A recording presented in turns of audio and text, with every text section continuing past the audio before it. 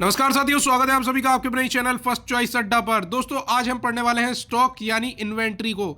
Stock को inventory भी कहा जाता है और आपने देखा होगा रेशियो वाले चैप्टर में जब आप जाएंगे तो स्टॉक टर्नओवर रेशियो दिया होता है, कहीं कहीं इन्वेंट्री टर्नओवर रेशियो दिया होता है।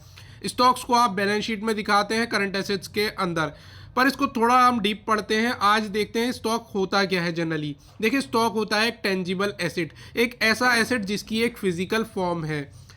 जब भी कोई बिजनेसमैन या कंपनी या ट्रेडर कोई भी कुछ सामान खरीदता है, कुछ गुड्स खरीदता है और वो उसको बेचने के पर्पस से खरीदता है, तो वो ऐसा आइटम स्टॉक की श्रेणी में आता है। इसका पर्पस होता है इसको यूज़ किया जाए, उस आइटम को यूज़ किया जाए। किस लिए यूज़ किया जा रहा है? ताकि गुड्स को प्रोड्यूस किया जा सके, गुड्स को मैन्युफैक्चर किया जा सके। और गुड्स को मैन्युफैक्चर क्यों किया जा रहा है? ताकि आप उसको सेल कर सके। तो ऐसा आइटम प्रोड्यूस किया जा रहा है जो कि बेचने के पर्पस से बनाया जा रहा है। तो यहाँ पर स्टॉक दो तरीके का होता है। देखिए, स्टॉक एक ओपनिंग स्टॉक होता है, एक क्लोजिंग स्टॉक होता है। ओपनिंग स्टॉक स्टॉक एक ऐसा करंट एसेट, देखो स्टॉक क्या होता है? करंट एसेट होता है। तो स्टॉक का मतलब ऐसा स्टॉक जो कि आपको साल के शुरू होने से पहले आपके पास हो, ऐसा स्टॉक ओपनिंग स्टॉक है। यानी बिगनिंग ऑफ अकाउंटिंग ईयर, कोई भी फाइनेंशियल ईयर शुरू हो रहा है और उसके स्टार्टिंग में ही आपके पास कुछ स्टॉक पड़ा है, तो वो आपका ओपनिंग स्टॉक है। और इसको हम इस तरीके से भी लेते हैं, यानी पिछले साल कोई आपका स्टॉक बचा रह गया था, कुछ गुड्स आपके बचे रह गए थे और वो आप फेंक थोड़ी देते हैं बिजनेस में। बिजनेस में हर एक आइटम की वैल्यू होती है।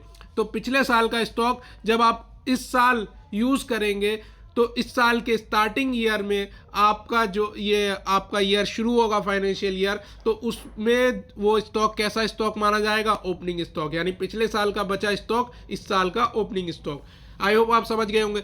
नेक्स्ट क्या है? क्लोजिंग स्टॉक क्या होता है? देखिए दोस्तों, क्लोजिंग स्टॉक मतलब ऐसा स्टॉक जो कि अकाउंटिंग पीरियड के एंड में आपके पास बचता है। यानी ऐसा स्टॉक जो बिक नहीं पाया और आपके पास बचा रह गया। नेक्स्ट क्या है? देखिए, आप stock of goods, stock of raw material और वर्क इन प्रोग्रेस, तीन तरीके से इसको कैटेगराइज किया गया है। यानी ऐसा स्टॉक ट्रेडिंग में जो अभी बिकने से रह गया, अनसोल्ड हो रह गया, बिका नहीं, बचा रह गया, ऐसा स्टॉक ऑफ गुड्स माना गया है। मैन्युफैक्चरिंग में यानी ऐसा गुड्स जो कि processed goods manufactured for sale, यानी गुड्स मैन्युफैक्चर हुए और वो रह गए हैं आपके पास, तो वो भी आपका स्टॉक ऑफ गुड्स है। इसको वैल्यू कैसे किया जाता है? देखो इसको वैल्यूएशन होती है इसकी कॉस्ट या net realisable value. Net realisable value मतलब मार्केट वैल्यू। तो कॉस्ट या मार्केट वैल्यू में जो भी कम होगी वो वैल्यू आपकी लिखी जाती है अकाउंटिंग में। तो ये इस प्रिंसिपल पे काम करता है। दूसरा है स्टॉक ऑफ रॉ मटेरियल, यानी रॉ मटेरियल से फिनिश गुड्स बनता है। अब रॉ मटेरियल क्या?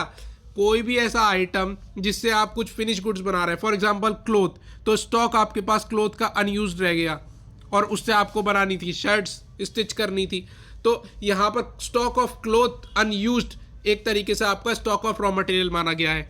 वर्क इन प्रोग्रेस, इसको WIP भी बोलते हैं। यानी ऐसा स्टॉक जो कि थोड़ा बना है और थोड़ा भी बचा रह गया है।